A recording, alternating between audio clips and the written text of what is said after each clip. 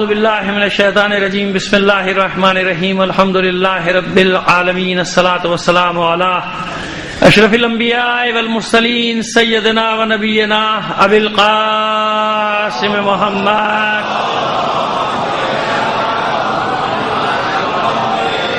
وآلہ الطیبین الطاہرین المعصومین ولعنۃ اللہ علی اعدائہم اجمعین من الآن الی قیام یوم الدین اما بعد فقد قال اللہ تعالی فی کتابہ المبین وہو اصدق القائلین وقولہ الحق بسم اللہ الرحمن الرحیم وبشر الصابرین الذین اذا اصابتهم مصیبہ قالوا انا للہ وانا الیہ راجعون. صلوات بھیجیے محمد علی محمد پر.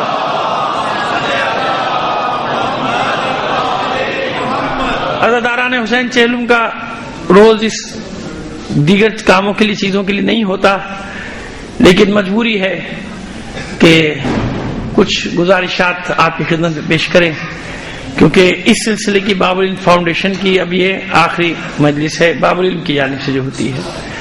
تو ظاہر ہے کہ شکریہ وغیرہ تو کیا کسی کا ادا کرنا. آج چہلم کے دن بس دعا کر سکتے ہیں کہ پروردگار عالم جس نے جس حیثیت میں جس انداز میں حصہ لیا ہے، آپ سب عزاداروں سمیت، کیونکہ آپ کے وجود ہی سے مجلسوں کی رونق میں اور اضافہ ہوتا چلا جاتا ہے، مجلس نورانی ہوتی جاتی ہیں. تو آپ سمیت جس نے جس انداز میں دامے درہمے سخنے قدمے حصہ لیا، پروردگار عالم کی بارگاہ میں دعا ہے کہ اسی حسین کے صدقے میں، انہی کربلا والوں کے صدقے میں ان کی دنیاوی اور اخروی حاجات کو پورا فرما دے. اور میں نام دیکھیے پڑھ ہی نہیں رہا پرچے میں جو دیے ہوئے ناموں کو میں نہیں پڑھ رہا، بلکہ میں آپ سے درخواست کر رہا ہوں کہ اپنے تمام مرحومین کو یاد کر کے، جو ان کا کوئی پڑھنے والا نہیں ان کو یاد کر کے، باب العلم فاؤنڈیشن کے جو ہمارے بزرگ جوان بچے جو خدمت گزاران ہیں ان کے مرحومین کو یاد کرتے ہوئے، خاص طور پر تمام شہدائے ملت کو یاد کرتے ہوئے ایک سورہ فاتحہ پڑھ کر بخش دیجیے گا.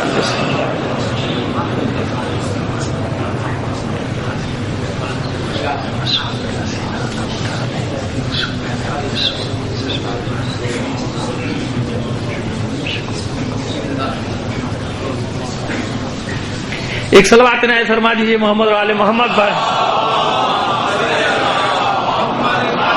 میری معذرت قبول کر لیجیے گا، کیونکہ ظاہر ہے کہ بہت سارے افراد کے اس میں اور اداروں کے بھی سب کے نام لکھے ہوں گے، لیکن میری مجبوری ہے، میں اپنی اقدار کا بڑا قدامت پسند آدمی ہوں. عزاداری کے معاملے میں اپنی اقدار کی پاسداری کرتا ہوں کہ عاشور کے دن اور چہلم کے دن یہ سارے کام نہیں ہوتے. بس دعا کی ہے، اور صبح کی مجلس میں بھی دعا کی تھی کہ پروردگار عالم پوری دنیا میں جو کروڑوں عزادار تیرے حسین کا غم منا رہے ہیں، ان کی حفاظت کرنا. اور ابھی تک الحمدللہ خدا کا شکر ہے کہ جہاں جہاں جلوس کراچی سمیت خیر خیریت سے اپنے منزل تک پہنچ گئے ہیں، جہاں ختم ہوتے ہیں اور کچھ شہر باقی بچے ہیں، دعا کرتے رہیے پروردگار عالم سب کو اپنے حفظ و امان میں رکھے.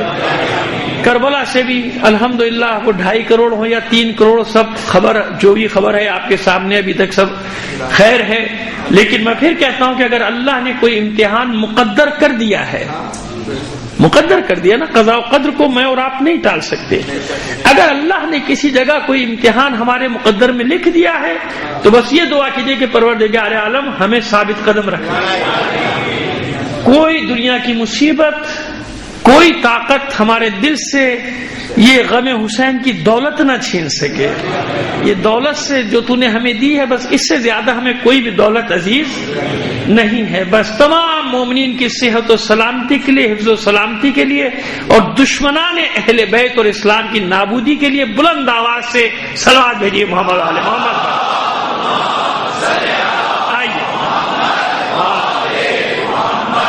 اب دیکھیے، میں نے عرض کیا کہ چہلم کا دن ہے، اسی کی مناسبت سے میں گفتگو کروں گا، کیونکہ شبیہ تابوت بھی برآمد ہوگی کہ عزاداری ہے کیا. اب کیونکہ اب یہ ظاہر ہے کہ چہلم کی مجلس اس فاؤنڈیشن کے تحت ہونے والی آخری مجلس، تو جو کچھ بھی آپ نے سنا 50 دن تک پہلی محرم سے اس کا خلاصہ کیے دیتے ہیں نا. ایک سوال کی عزاداری کیا ہے، اس سوال کے جواب میں عزاداری کیا ہے، کیوں کرتے ہیں آپ عزاداری، یہ سوال کرتی ہے نا دنیا. دنیا ہم سے پوچھتی ہے کہ آپ کے عزاداری کرنے کا کیا فائدہ ہے. دنیا ہم سے سوال کرتی ہے کہ آپ ماتم کیوں کرتے ہیں، یہ کرتی ہے نا سوال. دنیا ہم سے پوچھتے ہے کہ بھئی اس کا آپ رو رہے ہیں پیٹ رہے ہیں، اس کا فائدہ کیا ہے، اس کا نتیجہ کیا ہے. اور وہ بہت سارے ہمارے یہاں بھی بکرات پیدا ہو گئے ہیں کہ جو کہتے ہیں کہ بغیر مقصد کے رونے کا کوئی فائدہ. میری نہیں سمجھ میں آئے کہ یہ مقصد رونے کا کون سا مقصد ہوتا ہے. تمہارے ابا کا انتقال ہو جائے اور تم رو رہے ہو, تم سے پوچھا جائے کیوں رو رہے ہو, رونے کا کوئی مقصد ہے؟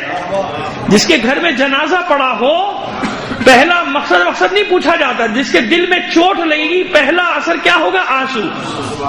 پہلا اثر کیا ہوگا؟ آنسو. بات کی بات ہے کہ اسے بھی معلوم ہے کہ یہ جانے والا واپس نہیں آ سکتا. تو یہ جو خامخواہ کی بقراتیت کی باتیں کبھی کبھی ہمارے یہاں بھی آ جاتے ہیں نا کہ پتہ ہے نہیں کیے جا رہے ہو, پتہ ہے نہیں کیے جا رہے ہو. ایسا کچھ نہیں ہوتا. مسجدیں ورنہ خالی ہو جاتی ساری کہ اللہ کی معرفت ہے نہیں, نماز پڑھے جا رہا ہے. کیوں پڑھے جا رہا ہے بھائی؟ وہاں بھی تو یہ سوال کیا جائے نا, جب تمہیں اللہ کی معرفت ہی نہیں ہے تو نماز کیوں پڑھ رہے ہو؟ لیکن پڑھنی ہے کہ نہیں پڑھنی بتائیے؟ پڑھنی ہے نا, واجب ہے نا. وہ بابا جب پڑھیں گے ہزاروں لاکھوں جبھی تو کچھ معرفت والے پیدا ہوں گے نا. اسی طرح اگر یہ عزاداری کا تسلسل نہ ہوتا, پہلے نقضی جواب دے رہا ہوں پھر دلائل پر آؤں گا اپنے. ابھی نقضی جواب دے رہا ہوں, جیسا جواب ہے جیسا سوال ہے ویسا جواب دے رہا ہوں. ایک تمہیں موٹی عقلوں کو اتنی سی بات سمجھا دوں جو تمہاری سمجھ میں نہیں آتی کہ اگر یہ عزاداری اور یہ ماتم کا تسلسل نہ ہوتا, اگر یہ درمیان میں ٹوٹ جاتا تو آج یہ 3 کروڑ کا اجتماع کربلا میں نہ ہو رہا ہوتا. ان کو بھی نہیں معلوم تھا جو بیچارے کر رہے تھے, جن کو تو مقصد پکارے, بس ان کو تو یہ معلوم تھا کہ ہمیں حسین کا غم منانا ہے, ہمیں حسین کی یاد منانی ہے. ان کے دل و دماغ میں یہ بات بٹھا دی گئی تھی کہ تمہیں حسین کا غم منانا ہے. انہیں نہیں معلوم تھا کہ یہ غم مناتے مناتے مناتے مناتے یہ عالمگیر آواز بن جائے گا. ایسی عالمگیر آواز بنے گا کہ آج 2 منٹ کے لیے صحیح, 1 منٹ کے لیے صحیح, شاید ہی دنیا کا کوئی چینل ہو, دنیا کی بات کر رہا ہوں پاکستان کی نہیں, کہ جس نے کربلا کے چہلم کے ہجوم کو نہ دکھایا. یہ کتنی بڑی تبلیغ ہوئی. لبیک یا حسین, لبیک یا حسین, لبیک یا حسین, لبیک یا حسین, لبیک یا حسین. اب پوچھو ان سے, اب وہ جو معصوم بچے چل رہے ہیں ان سے پوچھو کیوں جا رہے ہیں. اس کو مقصد تو پتہ نہیں ہے, کربلا چلا جا رہا ہے 4 سال کا بچہ, اس کو مقصد تو معلوم نہیں ہے. عزاداری کا 2-2.5 سال کا بچہ پیدل چلا جا رہا ہے.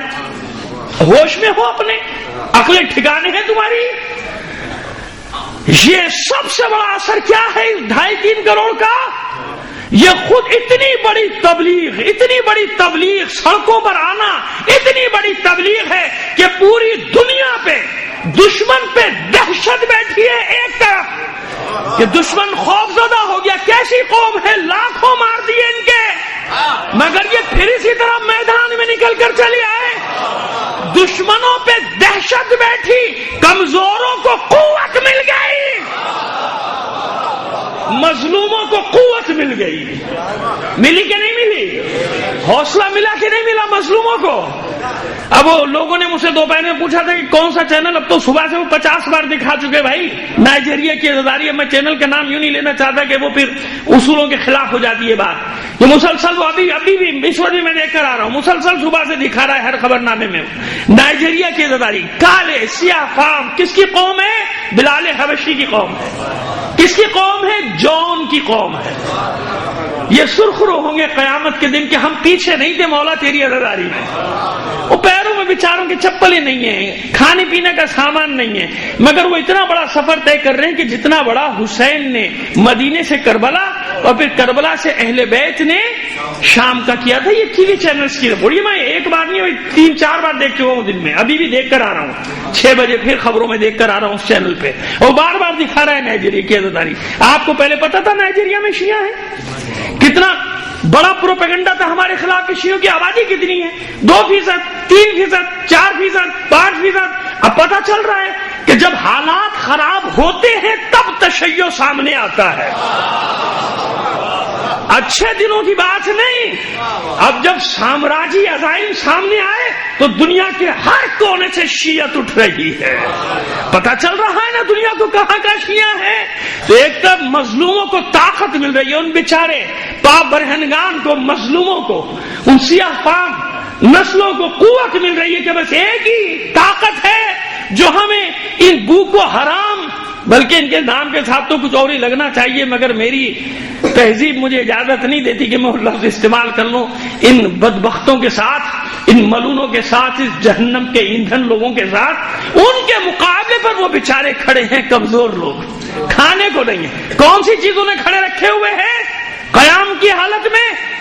وہی نعرہ جو بھی آپ نے کہا نا، یہی نعرہ وہ بیچارے سیاہ فام بھی لگا رہے ہیں، لبیک یا حسین، لبیک یا حسین، لبیک یا حسین، لبیک یا حسین، لبیک یا حسین، لبیک یا حسین، لبیک یا حسین، یہی نعرہ وہ سیاہ فام بھی لگا رہے ہیں۔ میں دیکھ کر آ رہا ہوں، سن کر آ رہا ہوں، آنکھوں سے، کانوں سے سنا ہے، آنکھوں سے دیکھا ہے، خود دیکھ کر آ رہا ہوں۔ آپ میں سے بھی یقیناً بہت ساروں نے دیکھ لیا ہوگا، یقیناً میری تائید کریں گے کہ وہ دیکھ کر آئے ہوں گے۔ تو سیاہ فام یعنی پوری دنیا میں یہ نعرہ بن گیا، یہ سب کے لیے ایک نعرہ بن گیا، مظلوموں کے لیے، کہ جہاں بھی مظلومیت ہے وہ قیام کرے گی۔ تو پہلا مقصد سمجھ میں آ گیا کہ پہلے تمہیں فلسفہ پڑھایا جائے 15 سال، وہ بھی پتہ نہیں صحیح پڑھو گے کہ نہیں پڑھو گے، کیونکہ فلسفہ پڑھنے کے بعد ضروری تھی نہیں کہ سب کے سب ایک ہی نتیجے پر پہنچے۔ پھر تمہیں منطق پڑھائی جائے، 15 سال پہلے تمہاری برین واشنگ کی جائے کمروں میں بند کر کے، جیسے ان کی برین واشنگ کی جاتی نا کہ نکلنے نہیں دیا جاتا، دوسرے کی سنو نہیں، بس وہ اسی ملا کی سنے جو برقع پہن کے بھاگا تھا۔ ایسے لوگ یاد رکھیے گا، ایسے لوگ وقت آنے پہ اسی طرح بھاگا کرتے، کسی کی نہیں سنو، بس ان کی سنو، ان کی سن کے اتنے سے بچوں کی تقریریں سنی نا آپ نے، پاگل ہوئے کیونکہ دوسرے کی سن ہی نہیں رہے، وہ نہ دوسرے کو دیکھ رہے، نہ پروگراموں پہ پابندی، جا نہیں سکتے، آ نہیں سکتے، سن نہیں سکتے۔ تو ایسا جہاں بھی ہوگا کند ذہن پیدا ہوں گے، تنگ نظر پیدا ہوں گے لوگ، ان میں شرح صدر نہیں ہوگا، وہ تنگ نظر ہوں گے، ان میں کشادہ دلی نہیں ہوگی، وسعت قلبی نہیں ہوگی۔ یہاں ایسا نہیں ہے کہ ان کو کمروں میں بند رکھ کے، ان کو برین واشنگ کر کے ایک خاص اس پہ ڈھال کے، تو تم میں اور ان میں کیا فرق رہ جائے گا؟ میں بھی اپنے طالب علموں کے ساتھ یہ سلوک کروں جو وہ کر رہے ہیں، تو مجھ میں ان میں کوئی فرق رہ گیا؟ کوئی فرق نہیں رہا۔ مکتب امام صادق نے آزاد چھوڑا ہے، آزاد آزاد آزاد چھوڑا۔ اگر روح قبول کرتی ہے تو آؤ، ورنہ جاؤ، جو فیض لے سکتے ہو ہم سے لے جاؤ۔ یہی ہے نا مکتب، امام کا مکتب یہی ہے، کوئی پابندی تو نہیں لگائی، سب نے آ کے فیض حاصل کیا کہ نہیں کیا؟ امام کے مکتب میں پڑھے، اپنے مکاتب کے امام بن گئے، بنے کہ نہیں بنے؟ ہندوؤں نے فیض اٹھایا، مسیحیوں نے فیض اٹھایا، سب امام کی دانشگاہ میں آتے تھے، کوئی قید نہیں لگاتے تھے۔ امام کیوں؟ ان کی روحوں کو آزاد چھوڑو، ان کے دل و دماغ کو آزاد چھوڑو، پابندی نہ لگاؤ، قید میں ان کو نہ رکھو، ورنہ کیا ہو جائیں گے؟ یہ وہی بنیں گے جو بن رہے ہیں نا، یہ جو خوارج کی شکل سامنے آ رہی ہے۔ نہیں کہ روح کو، ان کے دل و دماغ کو آزاد رکھو، یہ پڑھیں اور پڑھنے کے بعد فیصلہ کریں کس کا ساتھ دینا ہے، کس کا ساتھ، حق کیا ہے، باطل کیا ہے، اس کی تمیز سکھائی جاتی ہے۔ تو عزاداری کا پہلا مطلب سمجھ میں آ گیا کہ اب یہ سوال کبھی نہ کرنا کہ کیا مقصد ہے، بغیر سمجھ کے کرنے کا نہیں۔ وہ بیچارہ عام ایک جاہل سیدھا سادہ آدمی جو گاؤں دیہاتوں میں رہتا ہے، تمہاری طرح کیا اسے تعلیم حاصل کرنے کے وسائل ہیں؟ نہیں ہے۔ تم خدا کا شکر ادا کرو کہ ان دیہات اور گاؤں میں رہنے والے مومنین نے اس زمانے میں عزاداری کو زندہ رکھا جب مدارس نہیں تھے۔ میں کہہ رہا ہوں جو مدارس کا پڑھا ہوا ہوں، میں ان علاقوں کو جانتا ہوں کہ جو بیچارے کچھ نہیں جانتے تھے، بس یہ جانتے تھے کہ محرم کا چاند ہوگا، ہمیں چارپائیاں الٹی کرنی، محرم کا چاند ہوگا، ہمیں علم بڑھانا ہے، محرم کا چاند ہوگا، روز شام کو یا حسین کرنا ہے۔ یہ میں تاریخ کا معمولی سا طالب علم ہوں، آپ کو بتا رہا ہوں، بعد میں وہ دوسرے جواب بعد میں دوں گا، لیکن پہلے میں یہ ذہنوں سے صاف کرنا چاہ رہا ہوں۔ اس کے بعد اگر وہ نہ ہوتا تو کیسے پہنچتے ہم؟ پھر جب علماء پہنچے ہیں، چاہے وہ پورے بر صغیر کی بات ہو، چاہے پاکستان کے بعض علاقوں کی بات ہو، بر صغیر میں بھی اگر علماء کو جگہ ملی تو کس جگہ راستے سے ملی؟ عزادار یہ حسین، کہ جہاں ذکر حسین ہوتا تھا سمجھ جاتے تھے علماء کہ ہاں یہ ہماری ملت کے لوگ ہیں، ان میں کام شروع کرنا ہے، ان میں کام کرنا ہے۔ پھر بڑے بڑے مجتہد اسی سرزمین نے پیدا کیے۔ اب اگر پیدا نہیں ہو رہے تو اس کی وجوہات کچھ اور ہیں، اس کی وجوہات ہیں۔ اگر نہیں ہو رہا اسی سرزمین پہ بڑے بڑے مجتہد مرجعیت تک کے مثالیں موجود ہیں۔ اسی بر صغیر کی بات کر رہا ہوں، اس بر صغیر میں مرجعیت رہی ہے، لوگ نہ جانتے ہوں تو نہ جانے اور بات ہے، اور جو نہیں جانتے وہ اتنے احمق ہیں کہ وہ کہتے ہیں یہاں کے علماء نے کام ہی کیا کیا، تم جانتے کہاں ہو یہاں کے علماء کو؟ تمہیں معلوم کیا ہے کہ 1857 کی جنگ آزادی میں اگر اودھ کی جنگ ہوئی ہے تو اس کے پیچھے سلطان العلماء جیسا مرجع تقلید تھا۔ انگریزوں سے جہاں جہاں لڑائی ہوئی ہے 90% علاقوں میں موقع نہیں کہ تفصیل بیان کروں، مسلمان میں لڑے اور مسلمانوں میں کون لڑا؟ ہر جگہ قیادت شیعوں کے ہاتھ میں تھی، ان شیعوں نے لڑا۔ تمہیں کیا معلوم کہ ان علماء نے کیا کیا کیا نہیں کیا؟ تمہیں تو اتنی بھی تمیز نہیں کہ آبادی کے ریشو کو تو دیکھ لیا کرو کہ ہندوستان میں مشترکہ ہندوستان میں اکثریت کس کی ہے، دوسرے نمبر پہ کون ہے، تیسرے نمبر پہ کون ہے؟ یہ کوئی ایران یا عراق یا لبنان کی سرزمین تو نہیں تھی ہندوستان، لیکن جہاں جہاں ہو سکتا تھا ان مجاہد علماء نے کیا کیا؟ انگریزوں سے مقابلہ بھی کیا، پھانسیوں پر بھی چڑھے، سولیوں پر بھی لٹکائے گئے، زندانوں میں بھی ڈالے گئے۔ پڑھو تو صحیح تاریخ، جمعہ 8 دن ہوئے نہیں ہے تمہیں، اور آ کے زبانیں کھولو ان لوگوں کے خلاف، علماء کے خلاف، ان مراجع کے خلاف جن کے بارے میں تم جانتے نہیں ہو۔ تمہیں یہی نہیں پتا کہ انہی کا صدقہ کھا رہے ہیں آج تک ان علماء کا جن علماء نے اس بر صغیر میں خدمت کی ہے مذہب حقہ کی۔ صلوات بھیجیے محمد آل محمد پر۔ انہوں نے سمجھ میں آ رہا ہے یہ سطحی گفتگو کچے ذہنوں کو تو بگاڑ سکتی ہے، کچے ذہنوں کو تو اسیر بنا سکتے ہو، لیکن میدان میں آ کے تم بات کرنے کے قابل نہیں ہو۔ معلوم ہے تم جانتے ہو کہ تمہیں جواب کیسا ملے گا، جانتے ہو کہ جواب کیسا تگڑا ملے گا۔ اب آئیے عزاداری کی طرف۔ کیا ہے عزاداری؟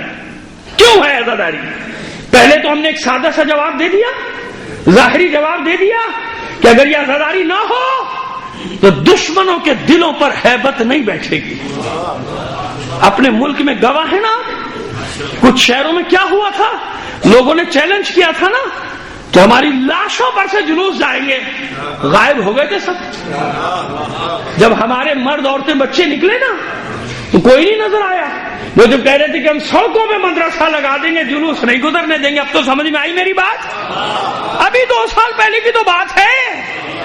تو عزاداری کا ایک عمومی اثر سمجھ میں آیا، ظاہری اثر سمجھ میں آ گیا کہ ظاہری صرف اس اجتماع کا کیا اثر ہے، یعنی آپ جب جمع ہو جائیں تو اس کا اثر کیا ہوتا ہے کہ دشمنان اسلام کے دلوں پہ آپ کی ہیبت بیٹھ جاتی ہے کہ کیسی قوم ہے، یہ کس طرح کی قوم ہے۔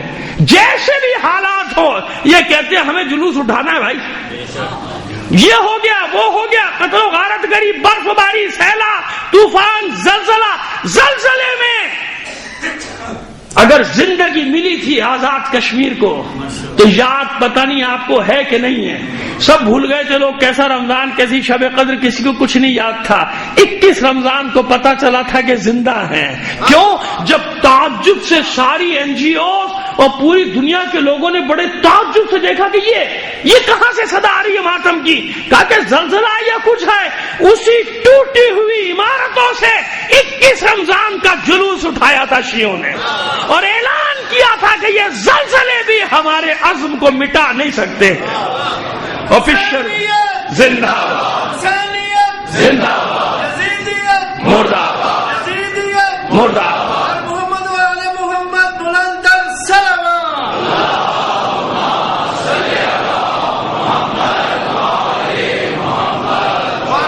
بلند السلام۔ آئیے تو یہ ظاہری جواب مل گیا آپ کو، یہ عمومی جواب جس کو کہتے ہیں عام جواب، ہم نے عام انسان کے لیے، عام آدمیوں کے لیے، عام فہم بچوں کے لیے، جوانوں کے لیے، بزرگوں کے لیے نہیں، بزرگوں کے لیے ابھی گفتگو شروع کرتے ہیں تاکہ عام فہم انداز میں لوگوں کو سمجھ میں آ جائے کہ پہلا فائدہ کیا ہے اس کا، پہلا اثر کیا ہے اس کا۔ پہلا اثر یہ ہے کہ مردہ دلوں میں نئی روح ڈال دیتی ہے عزاداری۔ جہاں مردگی چھائی ہوئی ہو پورے ماحول پہ، وہاں زندگی کا اعلان کرتی ہے عزاداری کہ تم زندہ ہو، تم زندہ ہو، تم مرے نہیں ہو۔ یہ عزاداری پہلے مرحلے میں اعلان کرتی ہے انسان کی زندگی کا، کہ انسان بھی زندہ ہے، انسان کا ضمیر بھی زندہ ہے۔ اب آئیے مقصد کی طرف، ٹھیک ہے؟ پہلے سمجھ میں آ گیا کہ یہ گاؤں دیہاتوں میں بھی جو بیچارہ مجلس کرتا ہے، جلوس اٹھاتا ہے، یہ آپ کی طرح عالم قابل نہیں ہے۔ جتنے آپ منطق فلسفہ پڑھ کے آگے نا بقرات بن کے، وہ بیچارہ اتنا بقرات نہیں ہے، مگر وہ جانتا ہے کہ ادھر میں فرش عزا بچھاؤں گا، اس کا عقیدہ ہم سے اچھا ہے، ادھر فرش عزا بچھاؤں گا، ادھر کچھ ہستیاں آ جائیں گی میرے گھر میں، اس نے زندہ رکھا ہوا ہے۔ یہ فلسفے منطق کی بات نہیں ہے، یہ عشق کی وادی ہے، یہ حسین کے عشق کا جہان ہے، یہ حسین کے عشق کا میدان ہے۔ اس میں دونوں خناس نہیں چلتے، یہ بقرات والا خناس بھی نہیں چلتا اور ریاکاری والا خناس بھی نہیں چلتا۔ وہ جو استحصال کرتا ہے نا عزاداری کے نام پہ دکانیں چلاتا ہے، اس کو بھی حسین نہیں بخشے گا، یاد رکھنا۔ وہ جو ڈرامے بازی کرتا ہے، نام لے کے عزاداری کا چیمپئن بن جاتا ہے اپنے آپ کو، میں ان کی بات بھی نہیں کر رہا، میں جانتا ہوں، ان لوگوں کو بھی جانتا ہوں، ابھی بھگتیں گے کچھ دنوں میں آپ لوگ آئے، ابھی یہاں بھی آج کل ایک گھسا ہوا ہے، وہ چھوڑ گیا نہیں، وہ کر کے جائے گا، اپنا کام دکھا کے جائے گا۔ میری مشکل یہ کہ نام نہیں لے سکتا، آپ کہیں گے کیوں نہیں نام لے سکتے، کوئی ٹی وی ٹاک شو میں تو بیٹھا ہوا نہیں ہو کہ نام لے دوں، لیکن وہی مجبوری ہے جو میں نے ہمیشہ کہا کہ اب سمجھ میں آتا ہے کہ جب مجھ جیسے طالب علم اتنا مجبور ہے کہ نام نہیں لے سکتا، طالب علم میں حقیر سا طالب علم، بس پروردگار کون سی مشیت تھی کہ رسول نے نام نہیں لیے؟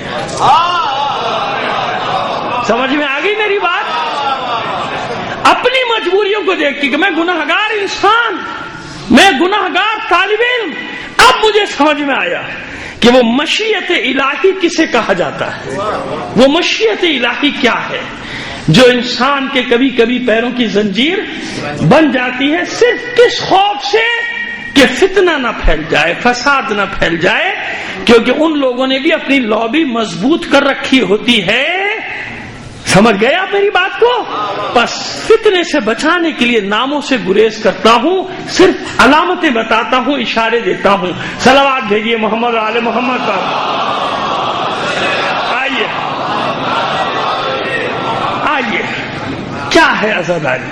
اب اس پر آئیے۔ پہلے جواب تو مل گیا نا کہ پہلے مرحلے میں عزاداری مظلوم سے محبت کا اعلان ہے۔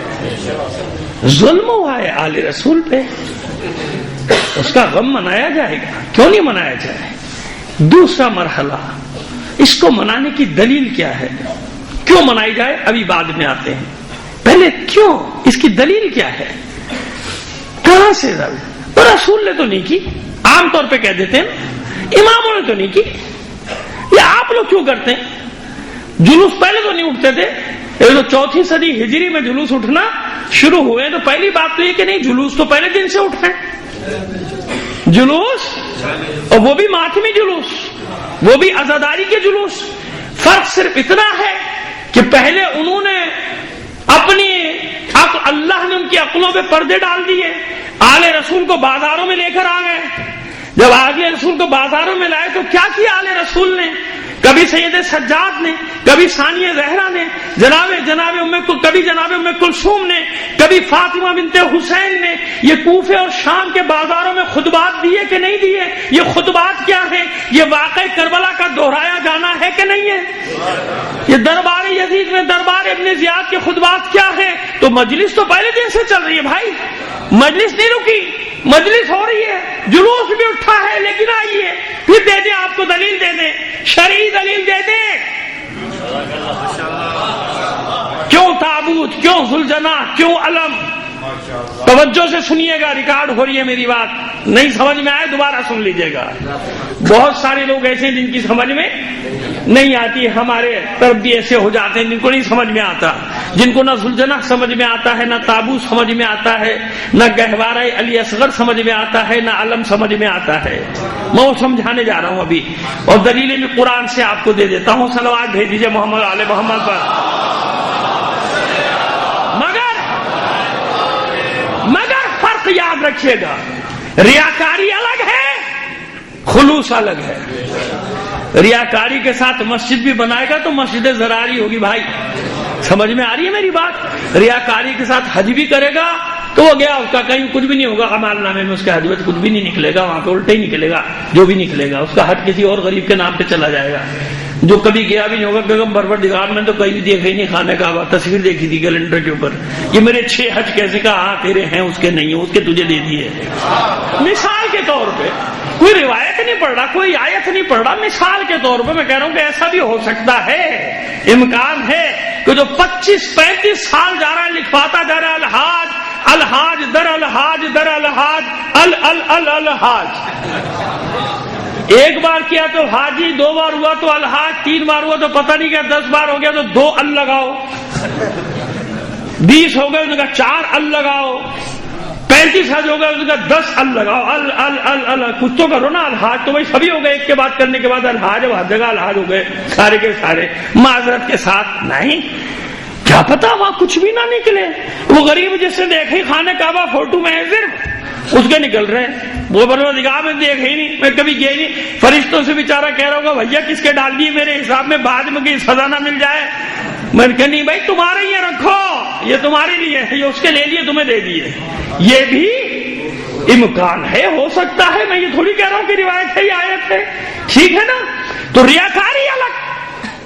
میری ان باتوں کا مطلب یہ نہیں کہ سارے ریاکاروں کو راستہ مل جائے, دکانیں چلانے والوں کو راستہ فراہم کر رہا ہوں, نہیں, یہ نہ سمجھیے گا کہ دکان چلانے والوں کو راستہ فراہم کر رہا ہوں, جو کاروبار کر رہے ہیں اس نام پہ ان کے لیے راستہ نکال رہا ہوں, نہیں, یہ نہیں کر رہا. میں تو چیز کی حقیقت بتا رہا ہوں.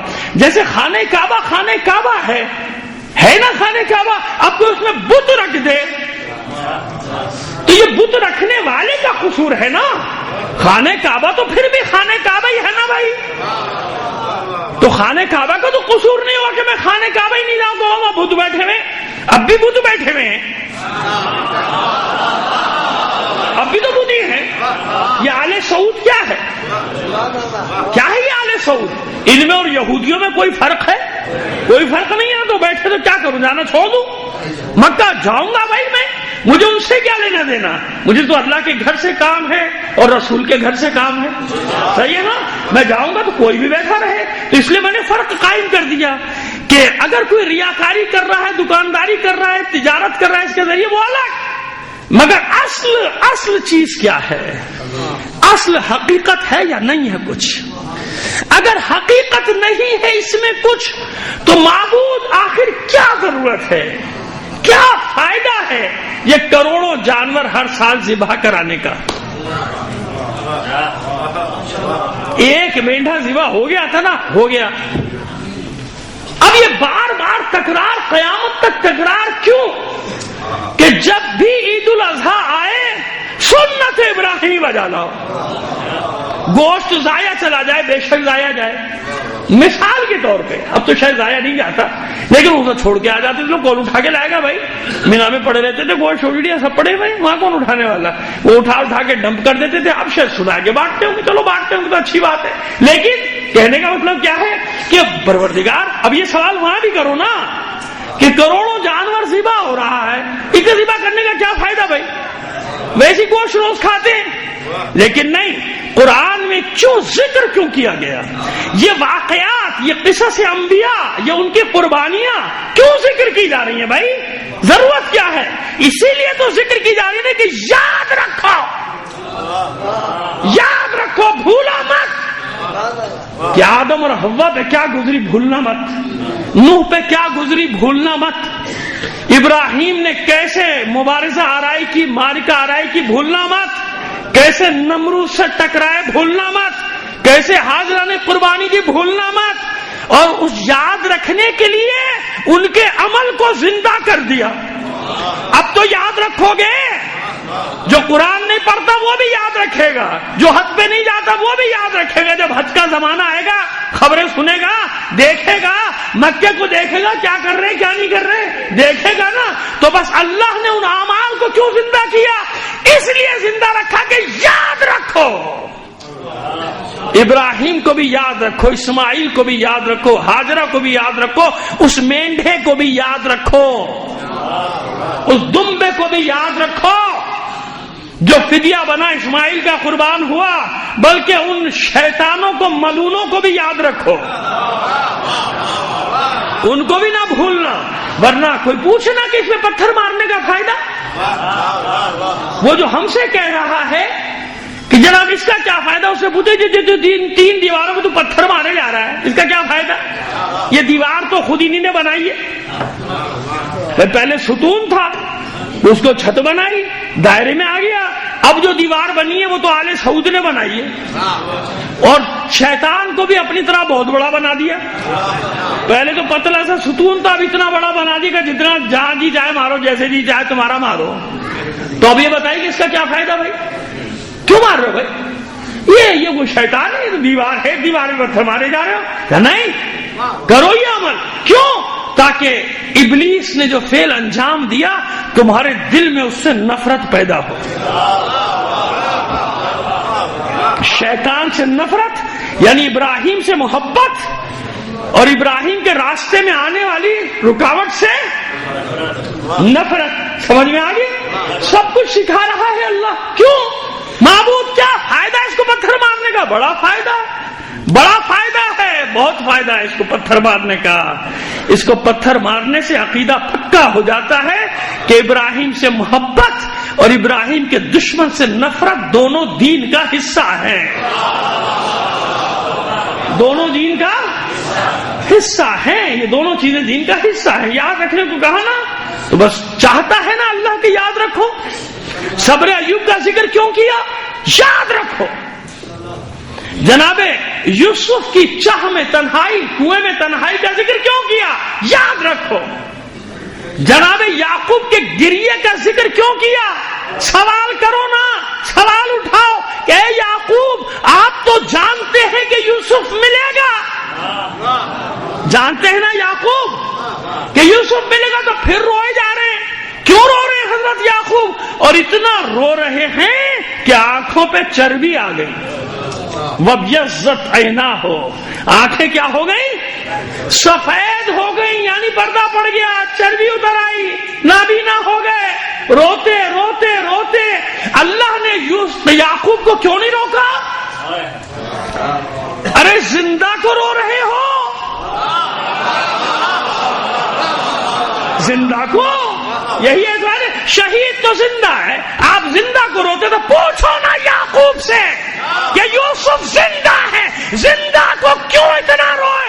ارے ہم گناہگاروں کی آنکھیں تو اب تک سلامت ہیں، ہم حسین کو ابھی تک اتنا نہیں رو سکے جتنا ہمارا دل چاہتا ہے۔ یعقوب تو اتنا روئے کہ آنکھوں پہ سفیدی آ گئی، تو پوچھو یعقوب زندہ کو کیوں روتے رہے؟ کیوں زندہ کا ماتم کیا؟ کیوں زندہ کو روتے رہے؟ پوچھو اپنے علماء، لاؤ جواب اس بات کا۔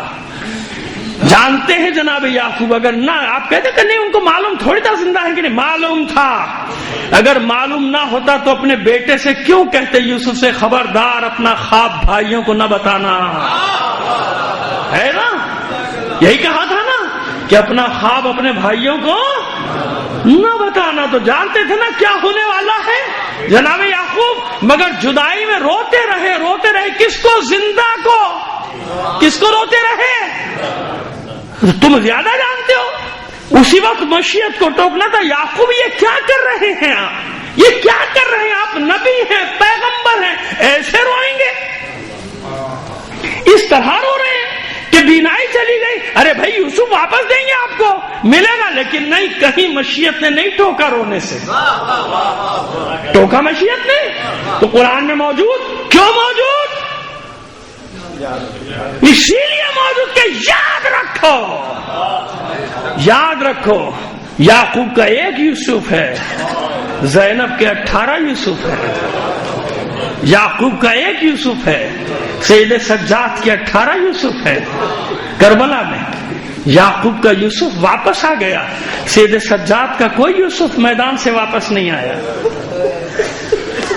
یعقوب کی آنکھوں کی ٹھنڈک بن گیا یوسف، اور سجاد کی آنکھوں کا لہو بن گئے اس کے یوسف۔ ایسا ہی ہوا نا؟ ایسا ہوا کہ نہیں ہوا؟ تو یہ ہے نا قرآن میں ذکر کیوں کیے گئے یہ سب ذکر؟ تاکہ یاد کو زندہ رکھو.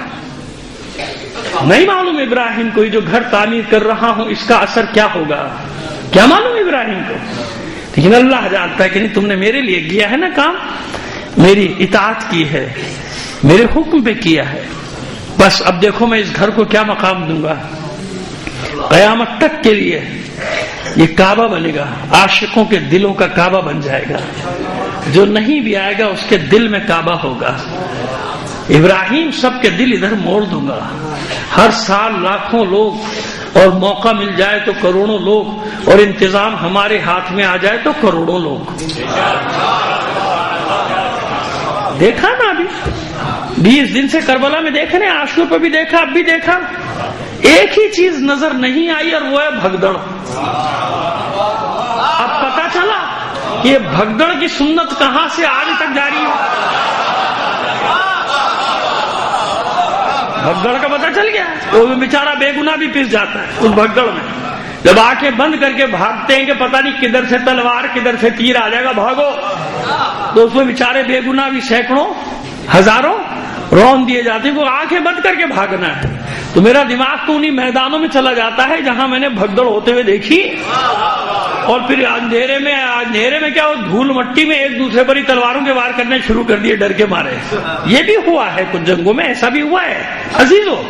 تو اب دیکھا آپ نے کیوں کعبہ اللہ نے قیامت تک کے لیے وہ جو نشانی اپنا گھر جسے قرار دیا, جناب ابراہیم کی یادگار بنا دیا. کہ خبردار مقام ابراہیم یہیں رہے گا, مقام اسماعیل یہیں رہے گا. اس پہ تو مجلسیں پڑھتے رہے آپ کے سامنے. تو قرآن میں ہے تابوت سکینہ کا ذکر ہے. کیا ہے یہ تابوت سکینہ, کیا ہے یہ تابوت سکینہ بھائی؟ یہ تابوت سکینہ وہ ہے کہ جس کو بنایا تھا جناب مادر حضرت موسیٰ نے, انہوں نے بنایا. اور کیوں بنایا تھا؟ تاکہ موسیٰ کو اس میں رکھ کے لہروں کے حوالے کر دیا جائے اور اللہ کوئی سبیل نکالے. اللہ نے سبیل نکالی, وہ تابوت ساحل پر آیا. فرعون کے محل کے پچھواڑے پائن باغ, جس کو پرانی اردو زبان میں کہا جاتا ہے, نئی اردو تو پتہ نہیں کیا ہے, لیکن پرانی اردو میں کہتے ہیں پائن باغ. وہ گھروں کے یا محلوں کے بڑی کوٹھیوں کے پیچھے جو باغ ہوا کرتے تھے ان کو پائن باغ اردو ادب میں کہا جاتا تھا. کبھی پڑھتے تھے ہم یہ الفاظ, کبھی ہوتے تھے اردو میں, اب کہاں بیچارے نصیب ہوتے ہیں ایسے الفاظ. کبھی کوئی پرانی کتاب مل جائے تو پھر دل چاہتا ہے کہ ہاں یہ الفاظ کسی بچے کو بتا دیے تو وہ بیچارہ پریشان ہو جائے گا کہ یہ ہے کیا, اس کا مطلب کیا ہوا. خیر اب اردو پڑھانا تو مقصد نہیں, نہ سمجھانا, مجھے خود اتنی اردو نہیں آتی, جو 2-4 لفظ آتے ہیں بس وہ بتانے کی کوشش کرتا ہوں. وہ پائن باغ جو ساحل سے ہے, نیل بہ رہا ہے, ایسے محل بناتے تھے نا جیسے تاج محل بنا ہوا ہے جمنا کے کنارے, اس کا بھی ایک پائن باغ تھا ہے یا نہیں مجھے نہیں معلوم. تو اسی طرح بنائے جاتے تھے کہ وہ پائن باغ پیچھے جو تھا وہ دریا. ایسی دہلی میں بھی ایسی تھا, جو پرانا محل ہے وہ بالکل دریا کے ساتھ. تو پائن باغ وہ پیچھے جو دریا کی طرف بنا جاتا تھا اس کو کہتے ہیں کیا, پائن باغ.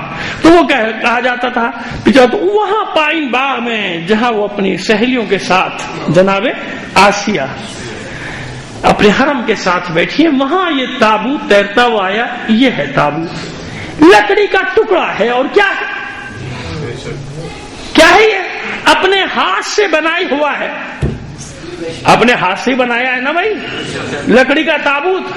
چلو ملائکہ نے مدد کی ہوگی مگر کوئی اس کو بھی نہیں مانے گا. اچھا نہ مان, بنایا تو ہے, تابوت تو ہے, لیکن اس تابوت کی اہمیت کیا ہے؟ جناب ہارون کے تبرکات اس میں, جناب موسیٰ کے عصا اس میں, جناب موسیٰ کا پیراہن اس میں, جناب موسیٰ کا ماما اس میں. اور یہ اتنا متبرک ہو گیا جناب موسیٰ کے بعد کہ جب تک یہ تمہارے درمیان میں رہے گا تم لوگوں پر حاوی رہو گے. اتنا متبرک. اور لوگ جاتے تھے, اس کو بوسہ دیتے تھے, بوسہ دینے کی حد تک بالکل ٹھیک تھا. اس کو چومتے تھے, چومنے کی حد تک ٹھیک تھا, کیونکہ اللہ کا حکم تھا کہ اس کو بچا کے رکھو, اس کی حفاظت کرو. اور اس کا ثبوت کیا ہے کہ جب یہ صدیوں ظلم و ستم, کیونکہ تابوت ان سے لے لیا گیا ان کی حرکتوں کی وجہ سے, کیونکہ انہی نے اس کو کمائی کا ذریعہ بنا لیا. کیا کیا؟ اب جس بڑے آدمی کا کچھ ہوتا تھا پروگرام کہتا تھا بھیا ذرا یہاں لے آنا, میری ذرا واہ واہ ہو جائے گی. تو بس معذرت کے ساتھ جملہ بڑا تلخ ہے مگر سنتے جائیے، اور 2-4 برائیاں کر لیجیے گا، میری مجھے کوئی پرواہ نہیں، خود نہیں جانا زیارت کے پاس، زیارت کو ہمارے پاس آنا چاہیے۔ سمجھ میں آ گئی بات؟ اب یہ بات کہاں جائے گی، کیا اس کا ریئیکشن ہوگا؟ میرا اللہ میرا مالک ہے۔ صلوات بھیجیے محمد علی محمد پر۔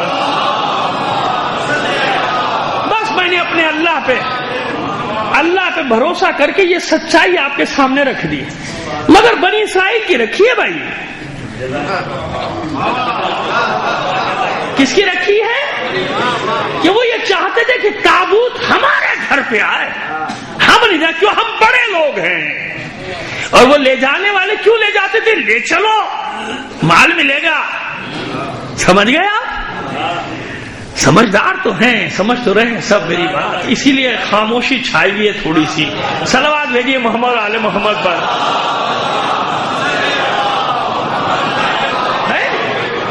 تو تابوت کے ساتھ یہ تماشا شروع کر دیا کہ اب جس کے یہاں جو پروگرام ہو تابوت جا رہا ہے، بس یہ بڑھا دو، چھوٹا آدمی بیچارہ پریشان ہے، یہ کیا ہوا؟ تم انتظار کر سڑک کے اوپر، پہلے فلاں سیٹھ کے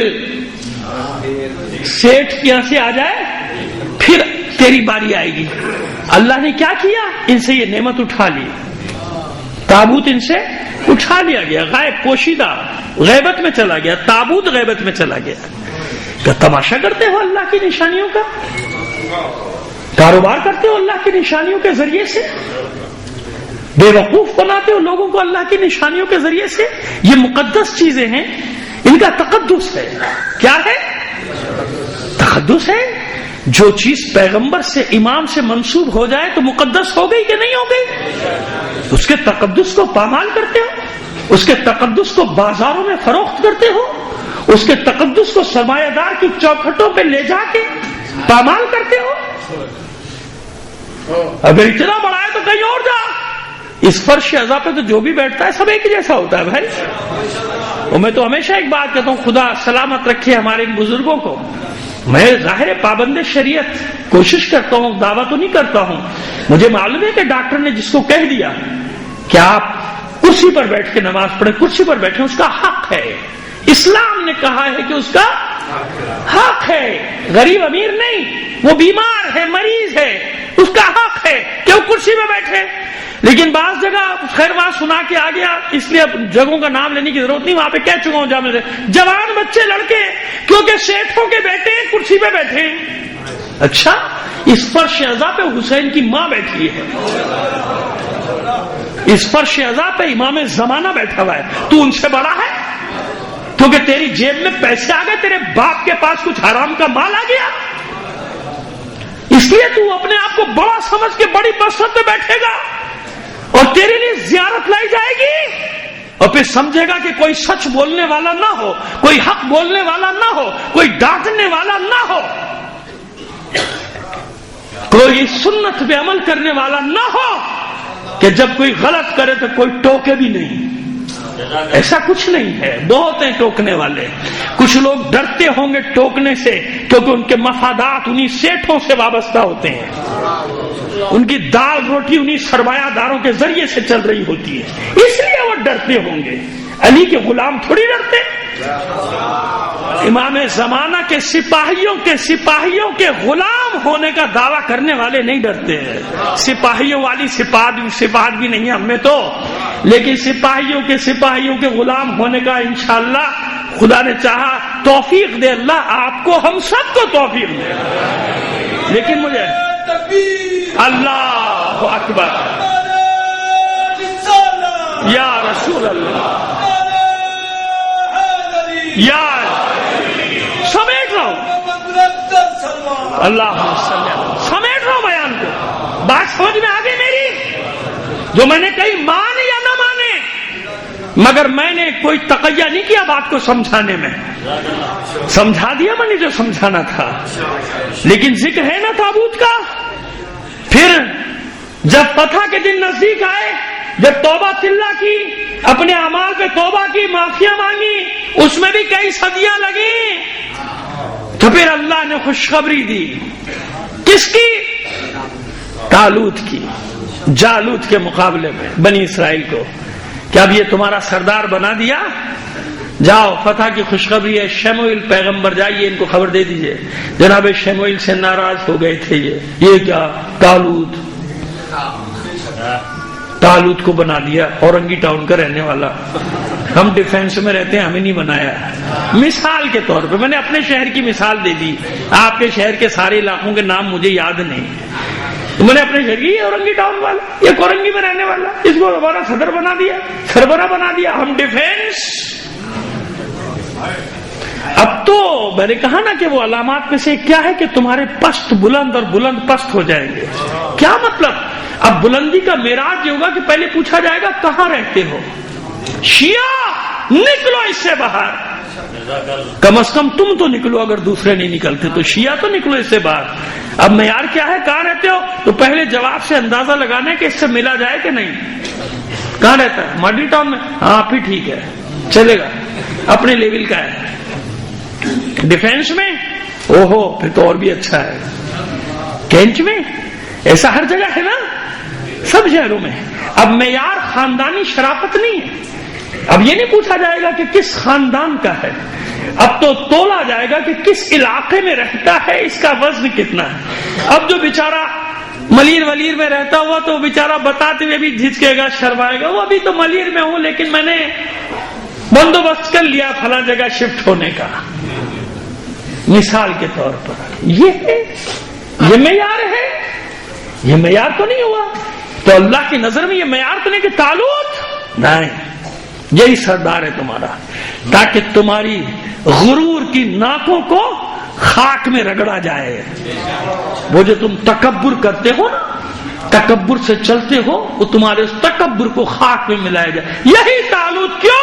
اس میں تم سب سے زیادہ صلاحیتیں ہیں، لہذا اس کو ہم نے تمہارا سردار بنا دیا۔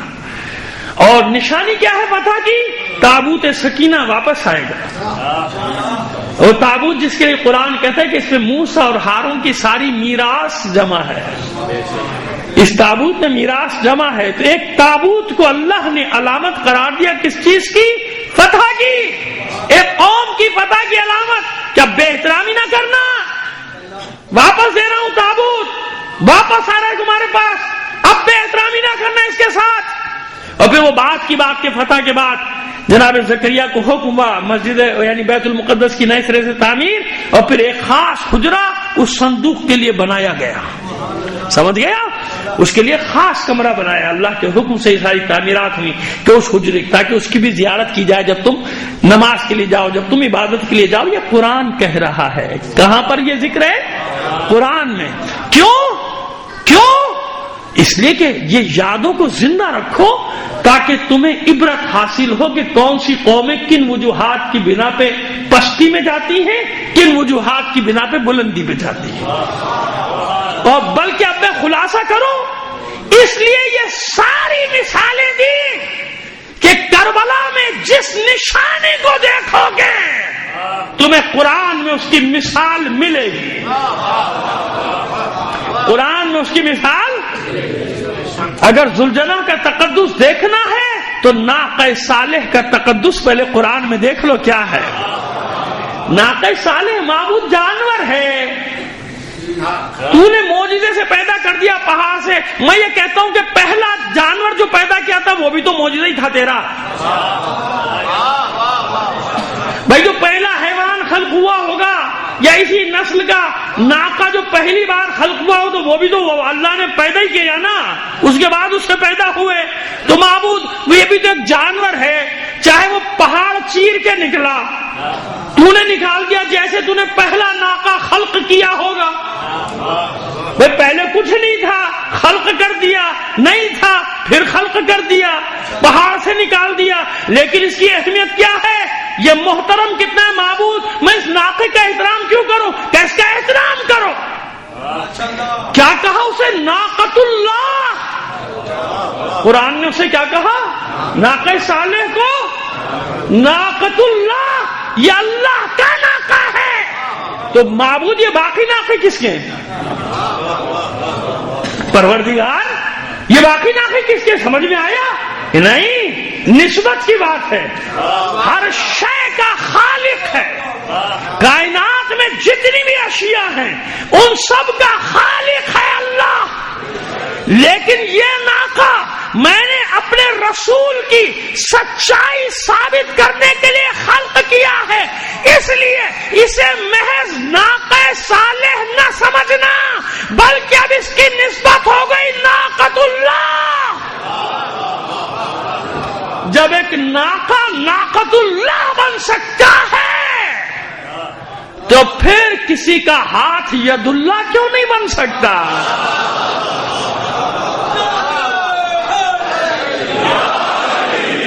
سمجھ میں آ گیا؟ احترام سکھایا، خبردار اس ناقے کی بے احترامی نہ کرنا. ایک دن اس کے لیے ہے نہر کا پانی، دوسرے دن تمہارے لیے ہے. دوسرے دن یہ منہ بھی نہیں لگائے گا تمہارے حصے کے پانی کو. اور خبردار جو اس کا دن ہو پورے حوض کا پانی پی جاتا تھا نا یہ، اس پہ بھی ان کو کیا، حالانکہ ایک دن سب مل جاتا تھا، اس دن بچا بچا کے بھی رکھ لیتے تھے دوسرے دن کے لیے، مگر پھر بھی ایک حسد ایک جلن، کیوں ہار گئے نا، میدان میں ہار گئے. کہا تھا کہ اسے ناقہ نکالو، اس پہاڑ سے ناقہ نکالو. اور ناقہ بھی کون سا مؤنث ہو، اونٹنی ہو، کیا ہو، اور اونٹنی بھی حاملہ ہو، پریگننٹ ہو، وہ بھی 10 مہینے کی. کیسے لوگ تھے قسم سے، عجیب لوگ تھے. یہ بنی اسرائیل کیا کیا شرطیں لگاتے تھے، ایسا ہو ایسا ہو ایسا ہو ایسا ہو. ہم آپ تو بہت اچھے ہیں الحمدللہ. صلوات بھیجیے محمد آل محمد پر.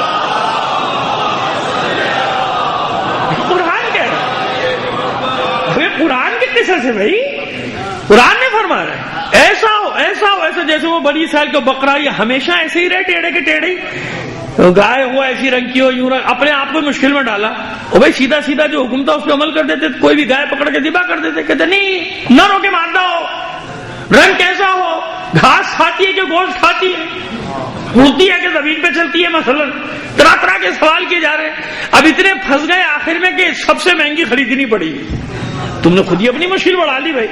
اتنی رہنے دیتے بس ایک گائے ذبح کر دو، گائے ذبح کر دیا تو ختم ہو گیا قصہ. لیکن نہیں، مشکلات بڑھا لی اپنی. خیر ابھی کیا ہوا، ناقے کے لیے ناقے کا اتنا احترام، اتنی عزت، ایک دن اس کا ہے ایک دن تمہارا ہے. مگر حسد کیونکہ میدان میں ہار گئے. کہا تھا نا ایسا نکالو. جناب صالح نے دعا کی، معبود یہ میری قوم یہ کہہ رہی ہے، یہ میری دعا ہے. جناب پہاڑ 2 حصے ہو گئے اور گڑ گڑا کے الگ ہوا. اونٹنی آواز دیتی ہوئی باہر آئی اور باہر آتی اس نے بچے کو جنم بھی دے دیا. لو بھائی جو تم نے چاہا تھا ہو گیا. نہیں جادو ہے. ارے تو پہلے مانگا کیوں تھا؟ پہلے تو مانگا کہ معجزہ دکھاؤ، پھر ہم ایمان لائیں گے. جب معجزہ ہو گیا تو کہہ رہے نہیں یہ تو جادو ہے. تو خدا کے بندو پھر معجزہ کیا ہے؟ تمہیں نے تو کہا تھا جیسے تم نے کہا ویسے ہو گیا، میں نے دعا کی ویسے ہو گیا. مگر نہیں مانا نا. بس جب ادھر نہیں مانا جو آنکھوں کے سامنے دیکھا ہے سب کچھ ہو رہا ہے، کیوں نہیں مانتے تھے؟ مانا مگر شہر تک آتے آتے پلٹ گئے. کیوں پلٹ گئے شہر تک آتے آتے؟ مفادات. ارے بابا سارا کاروبار ختم ہو جائے گا، تباہ ہو جائے گا، قوم بائیکاٹ کر دے گی، سارا جو چل رہا ہے سلسلہ. پھر پتا نہیں دیکھا کیا ہوا کیا نہیں ہوا، ہمیں کچھ پتا نہیں. مگر ناقہ تو پیچھے آ رہا ہے، اسے کیسے جھٹلائے؟ اللہ نے نشانی دی اور بتایا کہ دیکھو اس کو نقصان نہ پہنچانا، اس کو نقصان پہنچاؤ گے تو تم پر عذاب آ جائے گا، تم پر عذاب آ جائے گا. اور انہوں نے ناقے کو نقصان پہنچایا. ناقے صالح کو پے کر دیا، اس کی کوچین کاٹ ڈالی، گر گیا، مر گیا. اس پر تلواروں اور برچھیوں سے حملے بھی کیے، ٹکڑے کر دیے. اس کا چھوٹا سا بچہ دوڑتا ہوا پہاڑی کی چوٹی پہ چڑھ گیا اور آسمان کی طرف منہ کر کے فریاد بلند کرتا تھا. بس میں نے ختم کیا آپ کی زحمت. فریاد بلند کرتا تھا. تو جناب صالح نے بتا دیا تھا کہ ناقے کے بچے نے، جو اونٹنی کے بچے نے جو فریاد کی ہے نا، یہ خالی نہیں لوٹا. اس نے اللہ سے کہا ہے معبود دیکھ میری ماں کو یعنی کس بے دردی سے مارا ہے. اس معصوم سے حیوان کی فریاد کو اللہ نے ٹالا نہیں. عذاب بھیجا. اب مجھے بتاؤ کہ جو فرزند رسول کے گلے پہ خنجر چلائے,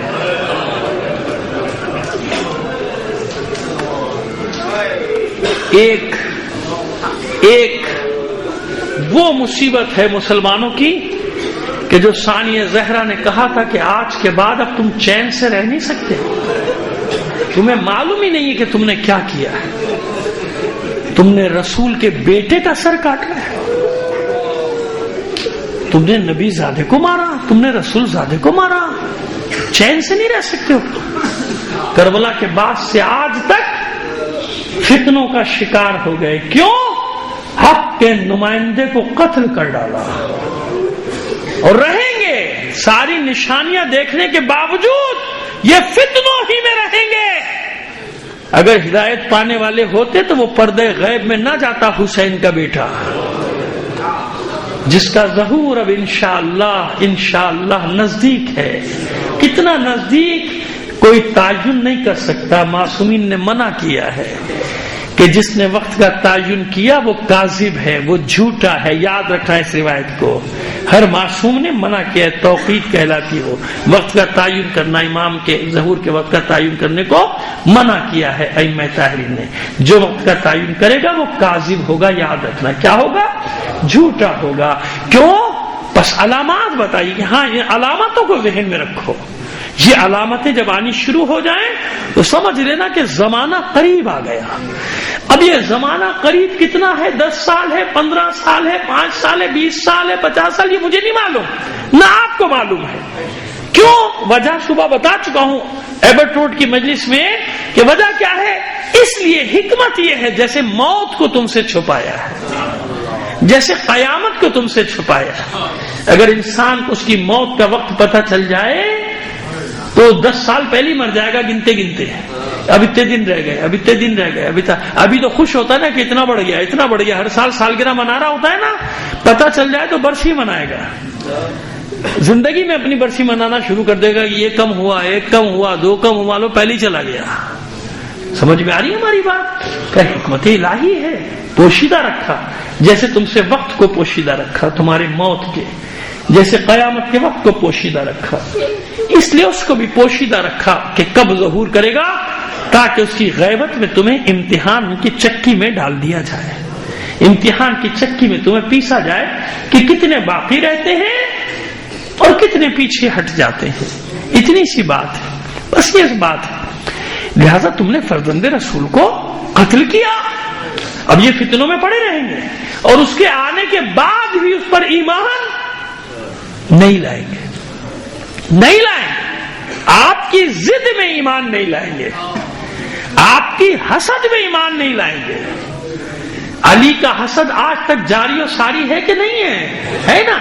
علی کی حسد میں جہنم میں جانا انہیں گوارا ہے, مگر علی سے محبت نہیں کریں گے, علی کا اتباع نہیں کریں گے, علی کو رسول کا جانشین نہیں مانیں گے. ہے نا. ایسے آپ کی دشمنی میں, آپ کی حسد میں یہ امام کا ساتھ نہیں دیں گے. آخر کربلا میں کون تھا سامنے؟ امام ہی تھا نا. کربلا میں کون تھا سامنے؟ میں چہلم کے مسائل صبح پڑھ چکا. اس وقت کیونکہ یہاں شبیہ تابوت جناب سید الشہداء برآمد ہونی ہے نا, بس 2 جملے چلیے ربط دینے کے لیے 40 کے حوالے سے یوں کہہ دیتا ہوں کہ چہلم کی سنت کس نے ڈالی ہے؟ زینب. وہ زینب جو 20 سفر کو چہلم نہیں منا سکی, قید میں تھی نا. بھئی آپ سیدھا سا حساب کریں تو بھی پتہ چل جاتا ہے نا کہ 12 محرم کو 13 محرم کو کوفے پہنچے ہیں, کوفے میں زندان میں ڈال دیے گئے. پھر خط بھیجا گیا, شام ابن زیاد نے خط بھیجا کہ اب کیا کروں, کام ہو گیا, حسین کا سر قلم کر دیا, ان کے اہل حرم کو اسیر کر لیا, اب کیا کروں. خط شام گیا, شام سے جواب آیا کہ انہیں اب ہماری طرف روانہ کرو. تو کچھ وقت لگا کہ نہیں لگا آنے جانے میں؟ تو ابھی 20 سفر کو واپس کیسے آ جائے گی زینب؟ میرے تو خیال میں سفر کے کچھ دن ہوں گے کہ جن میں پہنچی ہوگی زینب, کیونکہ ملتا ہے کہ 13 سفر کو زندان میں شہادت ہوئی ہے جناب سکینہ کی. تو ابھی رہا کہاں ہوئے کہ 20 سفر کو پہنچیں گے؟ جب بھی قید سے رہا ہوئے ہیں زینب کی حسرت یہ ہے کہ میرے بھائی کا چہلم ہو، میں نے اپنے بھائی کا 40 نہیں منایا۔ عزاداروں بہت ساری باتیں رہ گئی ہیں عزاداری کی حکمت بتانے میں، لیکن سامنے میرے گھڑی نے، کیونکہ ظاہر ہے کہ میں جانتا ہوں آج آپ صبح سے یا جلوسوں میں ہیں یا مجلسوں میں ہیں، اس لیے میں نے بہت ساری باتوں کو چھوڑا ہے۔ زندگی رہی پھر کسی موقع پہ جتنا کہہ دیا اتنا بھی بہت ہے، کافی ہے سمجھنے والوں کے لیے۔ تو خیر یہ 40 وہ رسم ہے کہ اس زمانے میں بھی عربوں میں رائج تھی۔ تو زینب کہتی ہے مجھے 40 منانا ہے، مدینے نہیں جانا، پہلے کہاں جانا ہے؟ کربلا۔ جا رہے ہیں نا لوگ؟ ابھی تک سنا ہے میں نے کہ ابھی تک چل ہی رہے ہیں، پہنچ رہے ہیں، اور کل صبح تک بھی پہنچیں گے کچھ لوگ۔ اتنا ہجوم ہے کربلا میں، اتنا ہجوم۔ تو میرا تو یقین ہے، مجھ گناہگار کا تو یہ یقین ہے، میرا تو عقیدہ ہے، ہو ہی نہیں سکتا کہ ان عزاداروں کے ساتھ ساتھ کربلا کے 72 شہداء نہ ہو، ان عزاداروں کے ساتھ عزاداروں کو دعائیں دینے والی حسین کی بہن نہ ہو، ان عزاداروں کے ساتھ عزاداروں کو دعائیں دینے والی حسین کی ماں نہ ہو۔ میں نے عرض کیا تھا، اس لیے میں نے کہا چند جملے چہلم کے پھر شہادت پڑھوں گا، لیکن چہلم کا دن ہے تو چند جملوں کی جو صبح میں نے پڑھے، جو لوگ نہیں تھے ان کے لیے تکرار کرنا چاہتا ہوں کہ عزاداروں میں جو سمجھتا ہوں وہ بتا رہا ہوں آپ کو۔ یہ جو لاکھوں کروڑوں رواں دواں ہے نا کتنے دن سے کربلا کی طرف، میں نے کہا نا کہ ان میں کچھ نہیں معلوم کہ بیویوں کے ہجوم میں کون سی بیوی کون ہے۔ یہ چھوٹی چھوٹی سی معصوم بچیاں جو ہاتھوں میں تبرک لیے پیچھے پیچھے دوڑ رہی ہیں زائرین کے، دیکھیے نا آپ نے 3 سال کی 4 سال کی حجاب میں پوری لبیک یا حسین کی پٹیاں باندھی ہوئی، مجھے نہیں معلوم، لیکن میرا دل کہتا ہے کہ انہی میں کہیں سکینہ بھی ہو سکتی ہے نا، اپنے بابا کے زائروں کی خدمت کر رہی ہے۔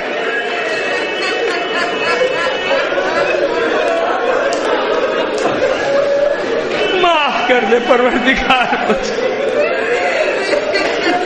بہت احتیاط سے لفظ استعمال کرنے کی کوشش کر رہا ہوں ان ہستیوں کے لیے، لیکن بھروسہ ہے مجھے ان روایات پر جن روایات میں نے پڑھا ہے کہ میرا امام با برہنہ ان جلوسوں میں شرکت کرتا ہے،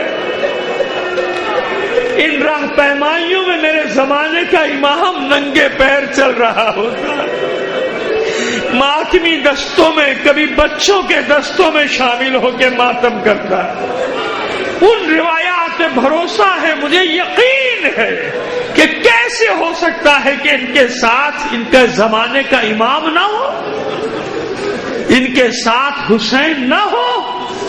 اتنے معذور دیکھ رہے ہیں نا آپ کے معذور جا رہے ہیں نا، جو جنگ میں بیچارے مجروح ہو رہے ہیں، کسی کے ہاتھ نہیں ہے، کسی کے پیر نہیں ہے، دیکھے نا آپ نے ٹی وی پر تو دیکھا ہے نا، میں نے تو ویسے بھی دیکھا ہے اور برسوں سے دیکھ رہا ہوں کہ جنگ میں کسی کے ہاتھ اڑ جاتے ہیں، کسی کے پیر، مگر عاشور اور چہلم ویل چیئر پہ چلا جا رہا ہے، مگر اپنے مولا کی بارگاہ میں جانا ہے۔ مولا عباس علی کا بیٹا، مولا آپ کی محبت میں ایک جملہ کہہ رہا ہوں، میرا مواخذہ نہ کرنا، مجھے نہیں معلوم کہ ان مجروحین کے دستے میں ممکن ہے غازی بھی ہو،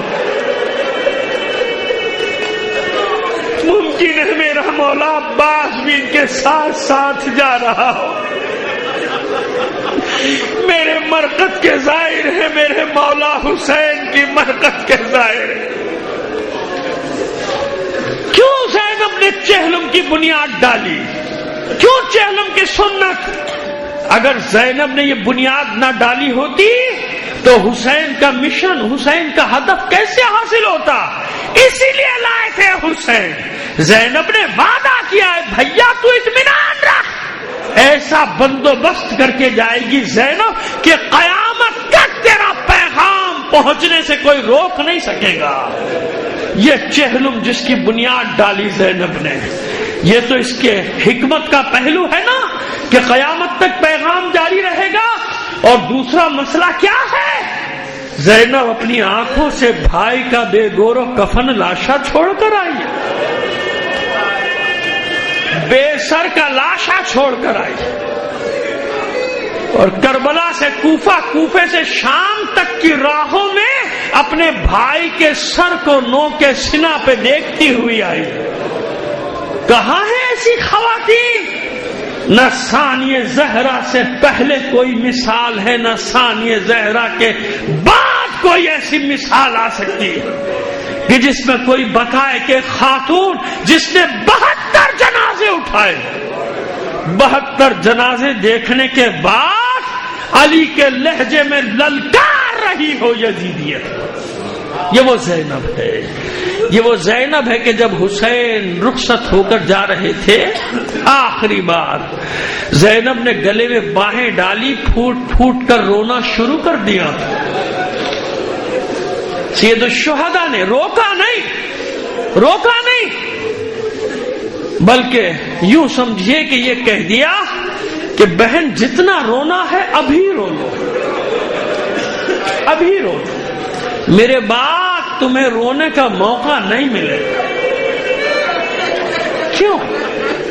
ایک وجہ تھوڑی ہے، ایک سامنے کی وجہ تو یہ ہے کہ جب کوئی بی بی رونے کی کوشش کرے گی تازیانے مارے جائیں گے، اور دوسری وجہ یہ ہے کہ زینب کو رونے کا موقع دیا ہی کہاں گیا؟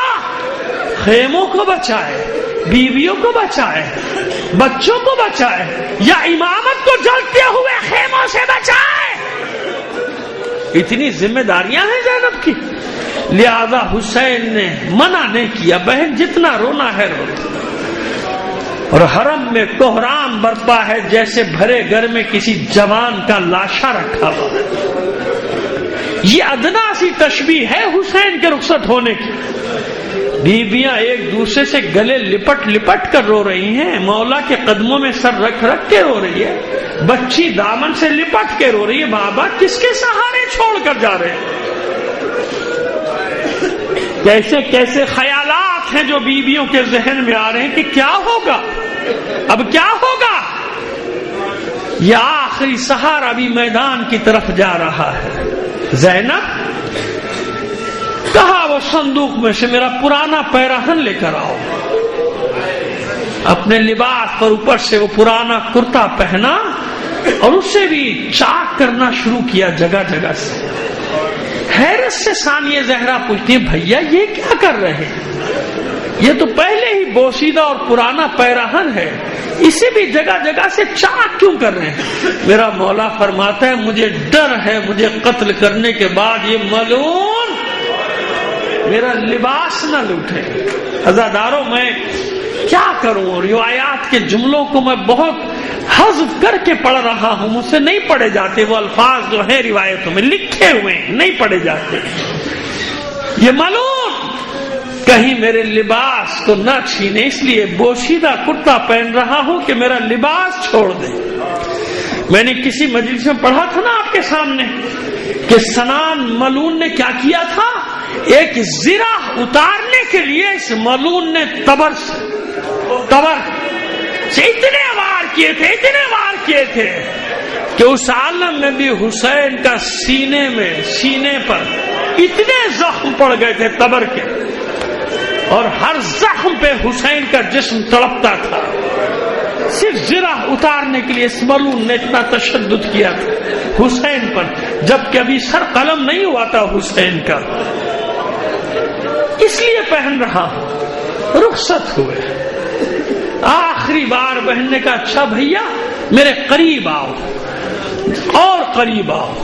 جب بالکل قریب آ گئے حسین تو زینب نے ہاتھ گلے میں ڈالے، اپنے بھائی کے باہیں گلے میں ڈالی، سر جھکایا، اور سر جھکانے کے بعد گلو مبارک کے بوسے لینے لگی۔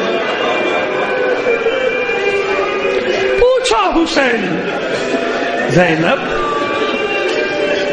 یہ اس وقت میں یہ عمل کیوں کا؟ بھیا ماں نے آخری وقت میں مجھے وصیت کی تھی، زینب جب تجھے یقین ہو جائے کہ اب تو حسین سے دوبارہ نہیں ملے گی تو میری طرف سے حسین کے گلے کے بوسے لے لینا۔ دونوں بہن بھائی ایک دوسرے سے گلے مل کے رو رہے۔ پھر اس کے بعد حسین نے ایک عمل انجام دیا، زینب کے بازوؤں پہ بوسے دیے۔ کہا بہن، ماں نے ایک وصیت مجھے بھی کی تھی کہ جب یقین ہو جائے کہ اب دوبارہ ملاقات نہیں ہوگی زینب سے تو میری طرف سے زینب کے بازوؤں کے بوسے لے لے۔ کیوں؟ اب ان بازوؤں میں رسن باندھی جائے۔ کیسے نکلے حسین، یہ تو بڑے عجیب منظر ہوگا، لیکن بس ایسے رخصت ہوئے حسین جیسے بھرے گھر سے کسی جوان کا لاشا نکلتا ہے۔ کیا عالم ہوتا ہے اس گھر کا۔ یہ ادنا سی منظر کشی ہے، اصل منظر کشی کوئی نہیں کر سکتا رخصت حسین کی کہ کیسے حسین رخصت ہوا ہے۔ ہاں، اگر ایک اور منظر دیکھنا ہے تو یہ ضرور دیکھ لو کہ جب حسین کے ذوالجناح نے آگے بڑھنے سے انکار کر دیا تھا اور حسین نے اتنا کہا تھا میرے رہوار بس ایک بار مجھے قتل گاہ میں چھوڑا پھر تجھے زحمت نہیں دوں گا، ذوالجناح نے اس اسب وفادار نے اپنی آنکھیں نیچے جھکائیں، اپنا سر نیچے جھکایا۔ اب جو حسین نے دیکھا تو کیا دیکھا؟ گھوڑے کے ذوالجناح کے قدموں سے لپٹی ہوئی ہے بچی۔ نہ جا میرے بابا کو لے کر ذوالجناح جو گیا وہ واپس نہیں آیا، نہ جا میرے بابا کو لے کر میدان۔ مختصر کیا میں نے اس منظر کو۔ حسین نے آخری حجت کے طور پہ ایک بار پھر اپنا تعارف کرایا، اور جب لوگوں نے کہا کہ کوئی راستہ نہیں سوائے اس کے کہ یا بیعت کر لو یا قتل ہونے کے لیے تیار ہو جاؤ، حسین نے کہا لا حول ولا قوت الا باللہ، کوئی طاقت نہیں ہے، کوئی پناہ نہیں سوائے اللہ کے۔ کیا سمجھتے ہو جان بچانے کے لیے جملے ادا کر رہا تھا؟ آخری حجت تمام کر رہا تھا تاکہ تم میں سے کوئی بھی نہ کہہ سکے کہ مجھے پہچانتا نہیں تھا۔ یعنی آخر وقت تک 72 لاشیں اٹھانے کے بعد بھی امام ہے، امام چاہتا ہے کہ ان کو بچا لے، معصوم کے قتل سے بچا لے، معصوم کے قتل میں ہاتھ رنگین ہونے سے انہیں بچا لے۔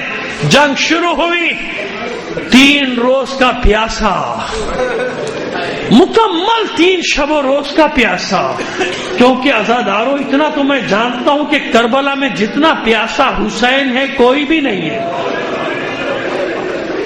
سکینہ سے پوچھو گے تو وہ بھی ذوالجناح سے یہی کہتی نظر آئے گی، بابا کے ذوالجناح بس اتنا بتا دے، شمر نے خنجر چلانے سے پہلے میرے بابا کے گلے میں 2 بوند پانی بھی ٹپکائے تھے یا نہیں؟ سید سجاد سے پوچھو گے تو وہ بھی مدینے کے بازار میں قصاب کی دکان پہ یہی کہتا نظر آئے گا، کیسے لوگ تھے کربلا میں، لوگ حیوان کو ذبح کرنے سے پہلے پانی پلاتے ہیں، کیسے مسلمان تھے، فرزند رسول کا گلا کاٹا اور گلا کاٹنے سے پہلے اس کے خشک گلے میں تھوڑا سا پانی بھی نہیں ڈالا۔ فاطمہ کے لال نے شمشیر کو بے نیام کیا، للکارا، پہلا حملہ، بھاگا وہ لشکر بھیڑ بکریوں کی طرح۔ دوسرا حملہ، پہلا حملہ کر کے واپس پلٹے تھے حسین، گنج شہیدہ کا رخ کر کے آواز دی تھی عباس، علی اکبر، ابن اوسجا، زہیر، میرے دوست حبیب آؤ دیکھو، میں نے تمہارے ہر وار پہ داد دی تھی، مرحبا کہا تھا، آفرین کہا تھا، آؤ اپنے مولا کی جنگ دیکھو، اب اس حسین کی جنگ دیکھو جو 72 لاشیں اٹھا چکا، اب اس حسین کی جنگ دیکھو، کربلا میں اس سے زیادہ پیاسا کوئی نہیں۔ دوسرا حملہ کیا، پھر وہی عالم، علمان الحفیظ، علمان الحفیظ کی صدائیں ہیں پسر صاف کے لشکر میں۔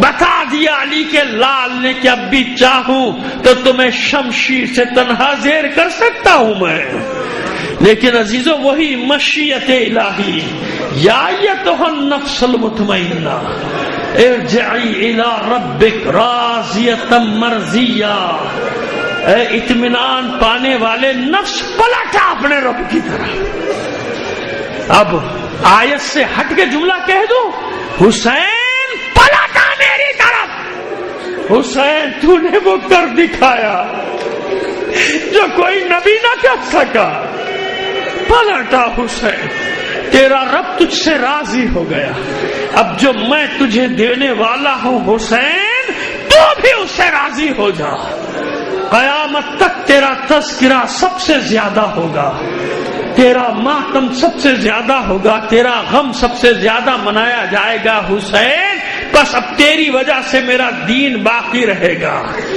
حسین ذوالجناح پر آخری منظر تیروں سے چھلنی، کیسے چھلنی، کیسے چھلنی، یہ تو روایت کے لفظ ہیں، مبالغہ نہیں ہے کہ سوائے تیروں کے کچھ نظر نہیں آتا تھا، اتنے تیر حسین کے جسم اتھر میں پیوست ہو گئے تھے کہ جدھر سے نگاہ ڈالی جاتی تھی صرف تیر نظر آتے تھے، مگر اتنی قوت ہے زہرا کے لال میں کہ ابھی ذوالجناح سے کوئی گرا نہیں سکا حسین۔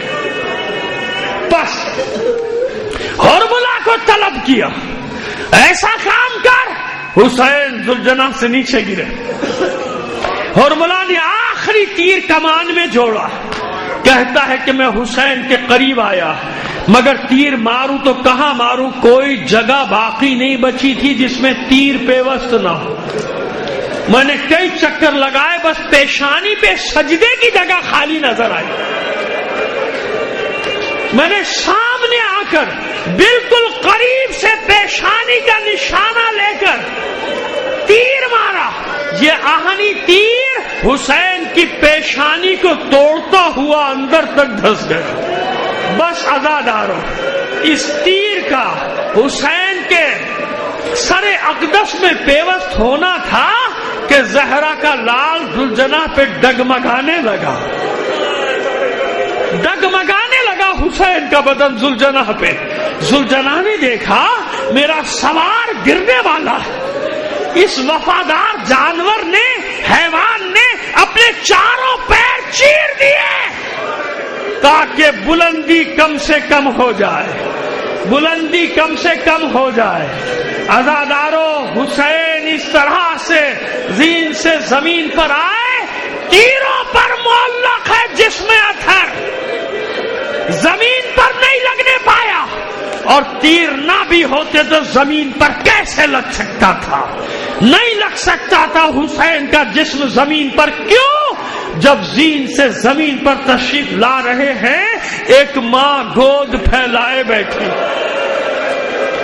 آ میرے حسین آئیے آئیے، مختصر کرتا ہوں، کتنے غم ہے سید سجاد کے، زنجیروں میں جکڑا ہوا، توق خاردار گلے میں، حکم یہ دیا گیا ہے کہ لاشوں کے درمیان سے گزارو قیدیوں کو، اس لیے سجاد کہتے ہیں وائے ہو اس بیٹے پر، اس جوان بیٹے پر جس کے سامنے اس کے بابا کا لاشا پڑا ہو اور اسے اتنی اجازت نہ ہو کہ وہ اپنے بابا کا لاشا دفنا دے۔ سید سجاد کا تابوت ہزاروں لوگوں نے اٹھایا تھا، حسین کا نہ تابوت بنا نہ کسی نے جنازہ اٹھایا۔ ماتم حسین